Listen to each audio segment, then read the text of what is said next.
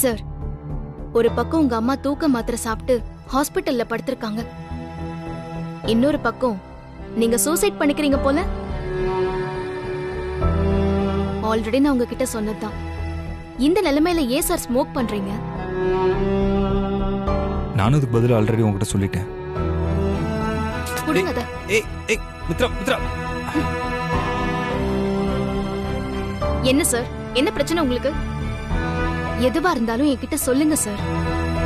எல்லாத்தையும் உள்ளேயே மறைச்சுக்கிட்டு எதுவுமே நடக்காத மாதிரி ஜாலியா சுத்திட்டு இருந்தா உள்ள இருக்கிற சுமையே உங்களை பாதி கொன்னுடும்.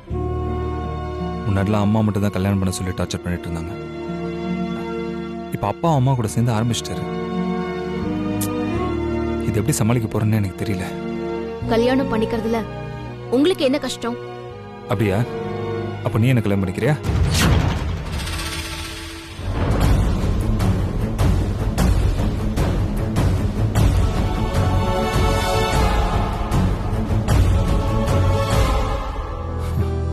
ஏய் ரிலாக்ஸ் ரிலாக்ஸ். நான் சும்மா தான் கேட்டேன். நான் சாதாரணமாக கேட்டதுக்கு இப்படி அலறி போயிட்டியே. எல்லாமே தெரிஞ்சும் எப்படி ஒரு பொண்ணு என்ன கல்யாணம் பண்ணிக்க சம்மதிப்பா? அதேதான் சார் உங்களுக்கும். எந்த பொண்ணு உங்களை கல்யாணம் பண்ணிக்க சம்மதிக்க மாட்டாங்கிறப்போ நீங்க ஏன் அதை பத்தி கவலைப்படணும்? சார், நீங்க கல்யாணம் பண்ணிக்க ஒத்துக்கலன்னு தானே உங்க அம்மா தூக்க மாத்திரை சாப்பிட்டாங்க. அவங்கள சமாதானப்படுத்த சும்மா பேருக்கு கல்யாணம் பண்ணிக்கிறேன்னு சொல்லிட்டு போங்க. இதுல என்ன உங்களுக்கு கஷ்டம் வந்துட போகுது? அதுக்கு பதில் நீங்களே சொல்ற மாதிரி எந்த பொண்ணும் உங்களை கல்யாணம் பண்ணிக்க சம்மதிக்க மாட்டா. அவங்களும் பொண்ணை தேடி ஊர் ஊரா அலையதான் போறாங்க. நீங்களும் அதை ஜாலியா வேடிக்கை பார்த்துட்டு தான் இருக்க போறீங்க. நீ சொல்றதும் கரெக்டு தான். ஆனா எல்லா பொண்ணுங்களும் உன்ன மாதிரி என்ன கல்யாணம் பண்ண தயங்குவாங்கன்னு சொல்ல முடியாதுல்ல. யாரோ ஒரு பொண்ணு எங்க அம்மா அப்பா கொடுக்குற நகைக்கும் பணத்துக்கும் ஆசைப்பட்டு என்ன கல்யாணம் பண்றேன்னு சொல்லிட்டா அப்புறம் என்ன பண்றது? சார், நான் அதை சொல்லல. இப்போதைக்கு பிரச்சனைய ஒதுக்கி போடலான்னு சொல்றேன். நீங்க சொல்ற மாதிரி யாராவது ஒரு பொண்ணு வந்து கழுத்தை நீட்டுறேன்னு சொன்னா அப்ப பாத்துக்கலாம் சார்.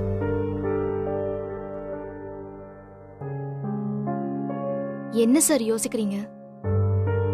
நீ சொல்றது நல்ல ஐடியா தான். அதான் யோசிக்கிறேன். எல்லா அம்மாவும் மாதிரியும் உங்க அம்மாவுக்கும் நீங்க என்ன உயிர் சார். நீங்க நல்லா இருக்கணும்னு உங்க அப்பா பெரிய பெரிய டாக்டர்ஸ் எல்லாம் கன்சல்ட் பண்றாரு. 24 மணி நேரமும் அத பத்தியே தான் யோசிச்சுட்டு இருக்காரு. அப்புறம் உங்க அம்மா கோயில் கோயிலா போறாங்க. ஜோசியக்காரர் சொல்ற பரிகாரம் எல்லாத்தையும் செய்யறாங்க. அவங்க நம்புறதெல்லாம் உங்களுக்கு கூடிய சீக்கிரமாவே உடம்பு சரியாயிடுங்கிறது தான்.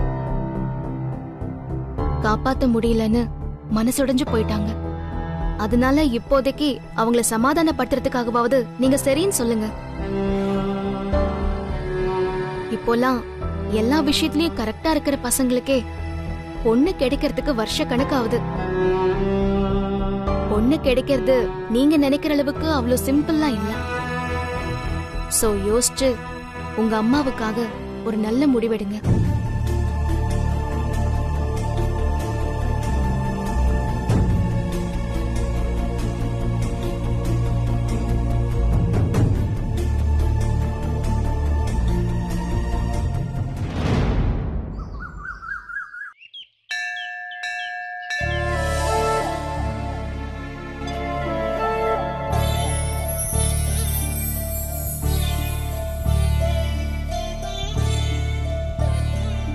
ஆண்டவா, இந்த 2 பேரும் என் 2 கண்ணுன்னு நினைச்சுக்கிட்டு வாழ்ந்துட்டு இருக்கேன். இப்ப இதுல யாருக்காக வருத்தப்பட? யார் பக்கம் நின்று யார்கிட்ட பேசணும்னு எதுவுமே புரியலையே. இந்த 2 பேருமே எனக்கு வேணும். நீதான் எங்களை காப்பாத்தணும்.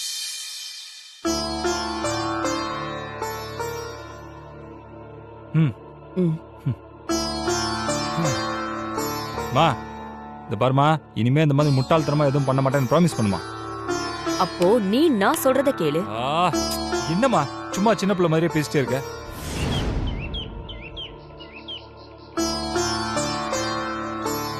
திரும்பவும் நீ இந்த மாதிரி ஏதாவது பண்ணிப்பாரு, அப்புறம் நான் இருக்கேன். ஹே, ஹாய் அங்கிள்.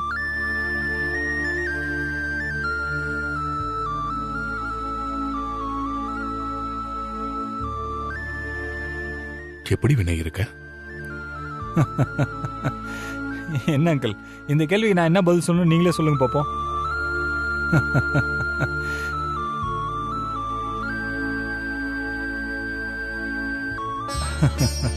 சார், இன்னும் இங்க இருக்கீங்க? அங்க எல்லாரும் உங்களுக்காக வெயிட் பண்ணிட்டு இருக்காங்க. தெரிஞ்சவங்க வந்திருக்காங்க, அதான் கொஞ்ச நேரம். இதோ இப்ப வந்துடும். சரி சரி.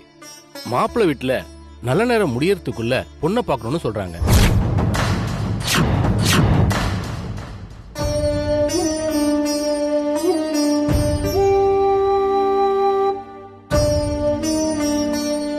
சீக்கிரம் வாங்க சார். வந்துடும். சரி ம். போ போ போ.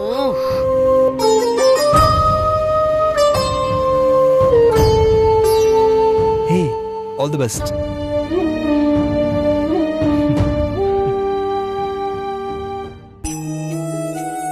வசு, வா போலாம். என்ன இது? எனக்கு ஒண்ணுமே புரியல. வசு, தாரா வினைக்கு இல்லைன்னு ஏற்கனவே நமக்கு தெரிஞ்ச விஷயம் தானே. Control your self. முடியலங்க. ஏன் என் பையனுக்கு இப்படி எல்லாம் நடக்கணும்? இவங்களுக்கெல்லாம் எப்படிதான் இப்படி உடனே மனசு மாறுதோ? எனக்கு ஒண்ணுமே புரியலங்க. மா, அவன் நம்ம தாராமா. அப்புறம் அதனால எனக்கு எந்த வருத்தமும் கிடையாது. அவ எங்க இருந்தாலும் நல்லா இருக்கணும். சரியா? ம், பாப்பலாம்.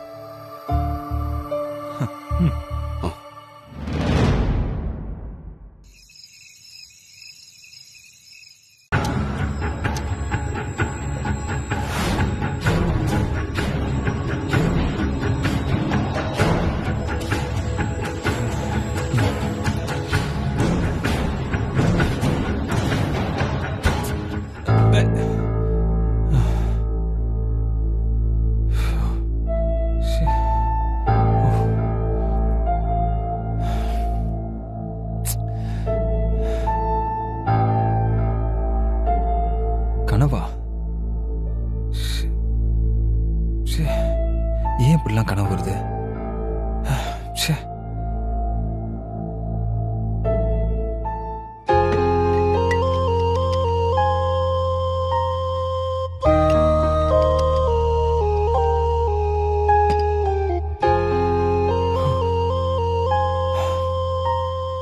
கனவுலாம் சும்மா அர்த்தம்லாம் வராதே. ஒவ்வொரு கனவுக்கும் ஏதோ காரணம் இருக்கும். நீ இப்படி பண்றது கொஞ்சம் கூட சரியில்லை. நான் ஏன் வேலைக்கு வந்தீங்க? நான் சொல்றதை கேளுமா. ப்ளீஸ். ஏன் மகனுக்கு கல்யாணம் நடக்குது? நீ சாப்பிடவே இல்லையா? நீ சாப்பிடாம இருக்கன்னு வினைக்கு தெரிஞ்சா ரொம்ப கஷ்டப்படுவாங்க.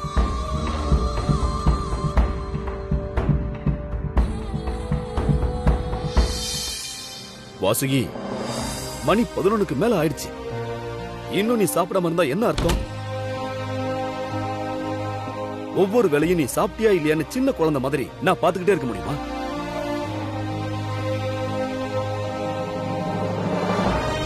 நான் சாப்பிடாம இருந்தா உங்களுக்கு என்ன வந்துச்சு? நீங்க போய் நல்லா இழுத்து போத்துட்டு தூங்குங்க. போங்க. இப்படி பேசாத வாசுகி, எனக்கு கெட்ட கோவம் வந்துடும். கோவம் வந்தா செவுத்துல போய் முட்டிக்கோங்க. எதுக்கு என்கிட்ட வந்து காட்டுறீங்க? வாசுகி, இப்போ உனக்கு என்ன பிரச்சனை? வினைக்கு கல்யாணம் பண்ணி வைக்கணும், அவ்வளவுதானே? அதுக்கு தான் நான் ஓகே சொல்லிட்டேன்ல. நாளைக்கே பொண்ணு வேணும்னா நான் எங்க போவேன்? விடிஞ்சா கல்யாணம், புடிடா பாக்கு வைக்கலையா எவன் ஒத்துப்பான்? நான் நாளைக்கே பண்ணி வைங்கன்னு சொல்லல. அப்புறம் அந்த தாராவுக்கு கல்யாணம் நடக்கிறதுக்கு முன்னாடி ஏன் மகனுக்கு கல்யாணம் நடக்கணும்? இப்படி பேசுறதுனால தான் எனக்கு கோவம் வருது. இது என்ன ஓட்ட பந்தயமா? யாரு முதல்ல போய் கோட்டை பிடிக்கிறாங்கன்னு வினய் கிட்ட இப்பதான் சொல்லியிருக்கேன். அவன் என்ன முடிவெடுக்கிறான்னு பாப்போம். அதுக்குள்ள என்ன அவசரம்? அவசரப்படுத்தாம இருந்தா நீங்க உங்க வேலையை மட்டும்தான் பாப்பீங்க. நான் தூக்க மாத்திரை முழுங்கினதுக்கு அப்புறம் தானே நீங்க ஏன் வேலைக்கு வந்தீங்க? அதே மாதிரி நீங்களும் ஏதாவது பண்ணிக்குவேன்னு சொல்லி மிரட்டுங்க. அப்பதான் அவன் ஒத்துக்குவான். அப்பா,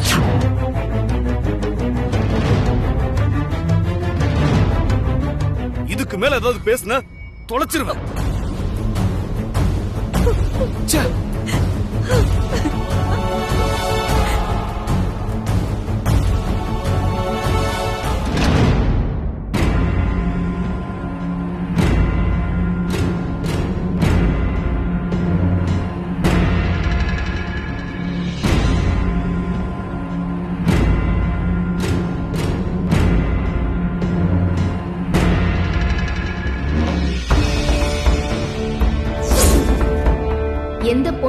கல்யாணம் பண்ணிக்க சம்மதிக்க மாட்டாங்கிறப்போ நீங்க ஏன் அதை பத்தி கவலைப்படணும்? நீங்க கல்யாணம் பண்ணிக்க ஒத்துக்கலன்னு தானே உங்க அம்மா தூக்க மாத்திரை சாப்பிட்டாங்க. சார், அவங்கள சமாதானப்படுத்த சும்மா பேருக்கு கல்யாணம் பண்ணிக்கிறேன்னு சொல்லிட்டு போங்க. இதுல என்ன உங்களுக்கு கஷ்டம் வந்துட போகுது?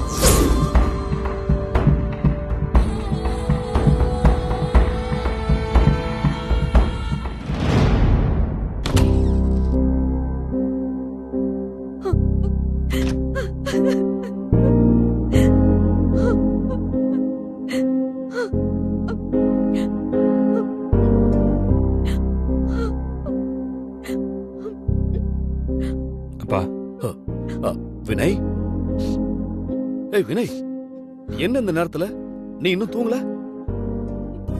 அது ஒண்ணு இல்ல, நாங்க சும்மா நான் கல்யாணம் பண்ணிக்கிறேன். நீங்க எனக்கு பொண்ணு பாருங்க.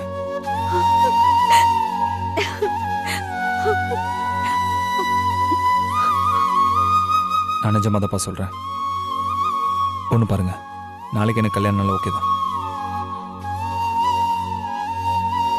பொண்ணு கருப்பு சிவப்பு நெட்டை குட்டை படிச்சிருக்கா படிக்கலையா, அந்த ஜாதி இந்த ஜாதி மதம் கிதோன்னு எனக்கு எந்த கண்டிஷனுமே கிடையாது. பொண்ணுக்கு ஓகேனா நான் நாளைக்கே தாலி கட்ட ரெடியா இருக்கேன்.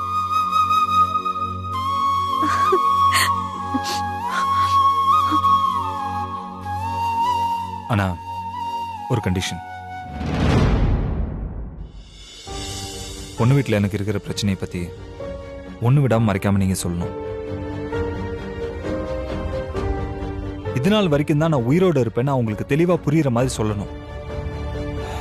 இங்க பாருங்கப்பா, 1000 போய் சொல்லி ஒரு கல்யாணத்தை பண்ணலான்னு பெரியவங்க சொல்ற டைலாக்லாம் என்கிட்ட சொல்லக்கூடாது. இதுக்கெல்லாம் உங்களுக்கு சம்மதம்னா எனக்கு ஓகே தான்.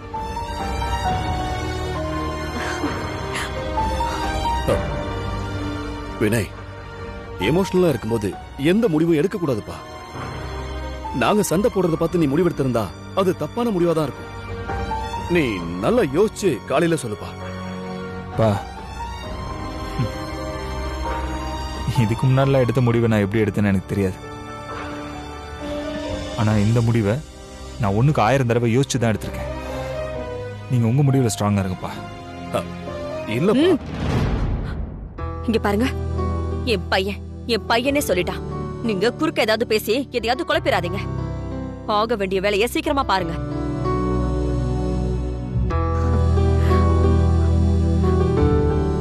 இங்க பாருப்பா, நீ போய் தூங்க.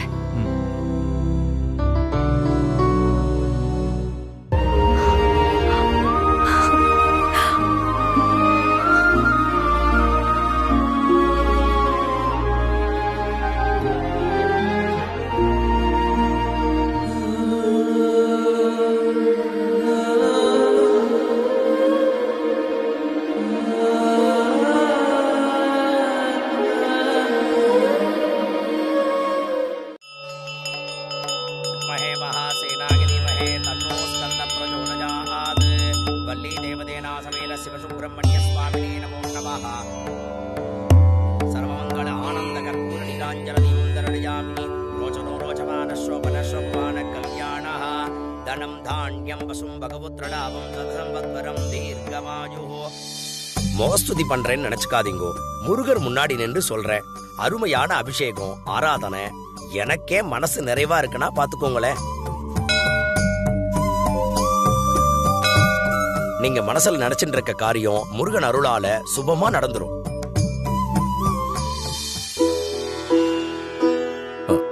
இந்தாங்க சாமி. நான் சொல்றேன்னு தப்பா நினைச்சுக்காதீங்கோ. தட்டுல போடுற பணத்தெல்லாம் நான் வாங்கறது இல்ல, உண்டியல்ல போடுங்கோ. நான் காணிக்கைய உண்டியல்ல போட்டுறேன். ஆனா இது வேற. நீங்க சொன்ன வார்த்தையிலேயே மனசு நிறைஞ்சு போச்சு. இதையும் நீங்க வாங்கிக்கிட்டா ரொம்ப சந்தோஷப்படுவோம். நீங்க வேண்டி கேட்டதனால எடுத்துக்கிறேன். தட்டுல வைங்கோ. சந்தோஷம்.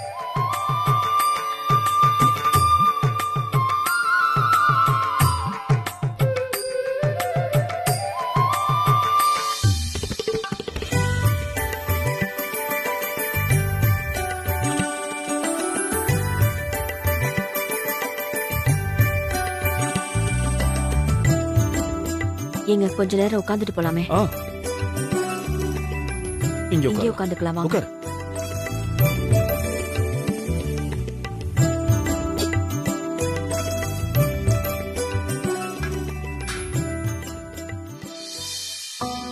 நல்லா இருந்த குடும்பத்துல யார் கண்ணு பட்டுச்சோ தெரியல, கண்ணாடியில கல்லு விழுந்த மாதிரி கதி கலங்கி போச்சு. இனிமே பாருங்க, ஜோசியர் சொன்ன மாதிரி எல்லாம் நல்லதா தான் நடக்க போகுது. யார் அந்த ஜோசியர்?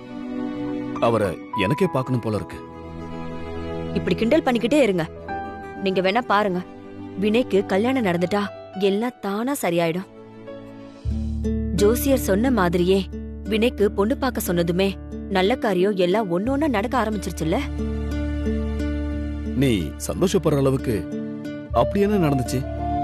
எனக்கு ஒன்னும் மாறின மாதிரி தெரியலையே. உங்க பொண்ணுக்குதான் எதுவும் தெரியாதே. இப்ப கூட பாருங்க, நான் பண்றதுதான் சரின்னு பிடிவாதம் பிடிக்கிற நீங்களே வினய் கல்யாணத்துக்கு ஒத்துக்கிட்டு இப்ப கோயில் வரைக்கும் வந்திருக்கீங்க. இது போதாதா எல்லாம் நல்ல விதமா மாறப்போகுதுன்னு சொல்றதுக்கு? நீ சொல்றதும் சரிதான் வாசுகி. கோயிலுக்குள்ள நுழைஞ்சதும் மனசுல இருந்த பாரமெல்லாம் குறைஞ்சி ஏதோ லேசான மாதிரி இருக்கு. சீக்கிரமே எல்லா கஷ்டங்களும் தீந்துரும்னு ஒரு பாசிட்டிவ் வைப்ரேஷன் வந்துருச்சு.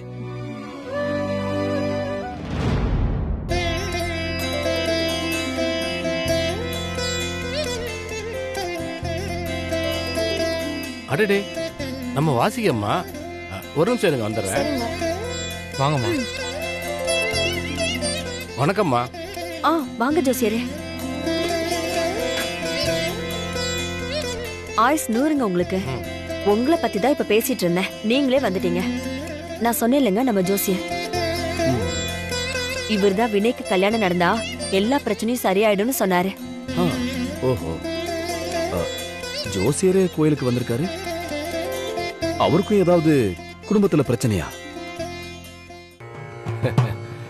சார், டாக்டருங்கிறதுனால வயிற்று வலியும் வாயு வலியும் வராம போயிடுமா என்ன? கட்டத்துல சின்ன கோளாறு, அதான் பரிகாரம் பண்ணிட்டு போறாலும் வந்திருக்கேன்.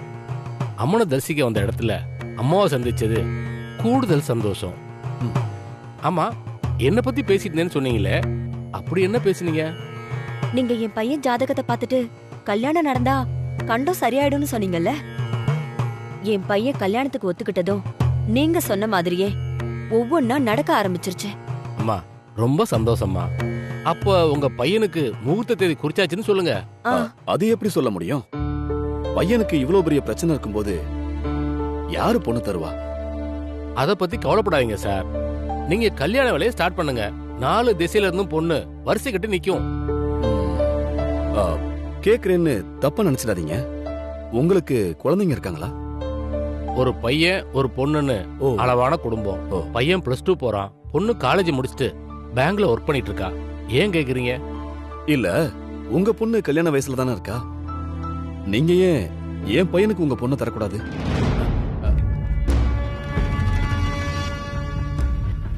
அது எப்படி சார் முடியும்? பாத்தீங்களா, என் பையனுக்கு ஒரு பிரச்சனை இருக்கிறதுனால தானே நீங்களே பொண்ணு தர மாட்டேங்கிறீங்க. அவனுக்கு கல்யாணம் எல்லாம் ஆனதும் கண்டமெல்லாம் சரியாயிடும்னா நீங்களே பொண்ணு தரலாமே. நீங்க டாக்டருங்கிறதால உங்களுக்கு புரியுற மாதிரி சொல்றேன். ஒரு இட்லி கடை ஆயா கிட்னில பிரச்சனைன்னு டாக்டர் கிட்ட போச்சான். அந்த டாக்டர் சொன்னாராம், கிட்னியை மாத்திட்டா வலி நின்னு போயிடும்னு. அதுக்கு அந்த ஆயா, உங்ககிட்ட தான் 2 கிட்னி இருக்கு, அதுல எனக்கு ஒண்ணு கொடுங்கன்னு கேட்டாங்களாம். அது மாதிரி இருக்கு சார் நீங்க என்கிட்ட பொண்ணு கேக்குறது. சார், கட்டத்துல என்ன எழுதியிருக்கோ அந்த விதிப்படிதான் எல்லாம் நடக்கும். நீங்க தைரியமா பொண்ணு பாருங்க, கண்டிப்பா கல்யாணம் நடக்கும்.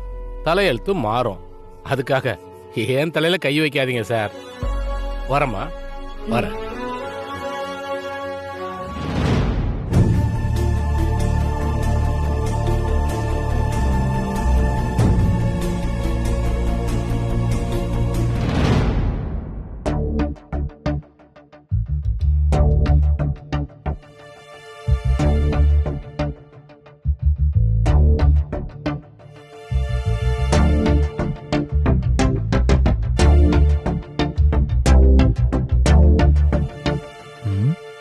மித்ராக்கு ஃபோன் பண்ணலாமா?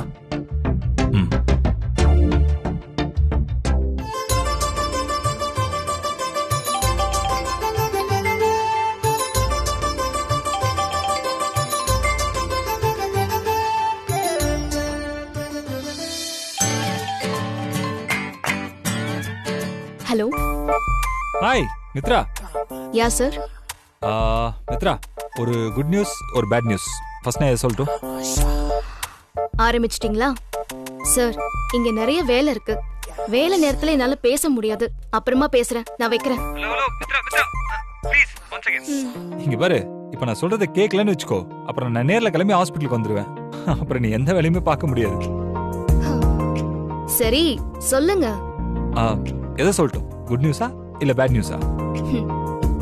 இப்ப நீங்க எது சொன்னாலும் அது பேட் நியூஸ் தான். சீக்கிரம் சொல்லுங்க சார். மித்ரா, நான் கல்யாணம் பண்ணிக்க ஓகே சொல்லிட்டேனே.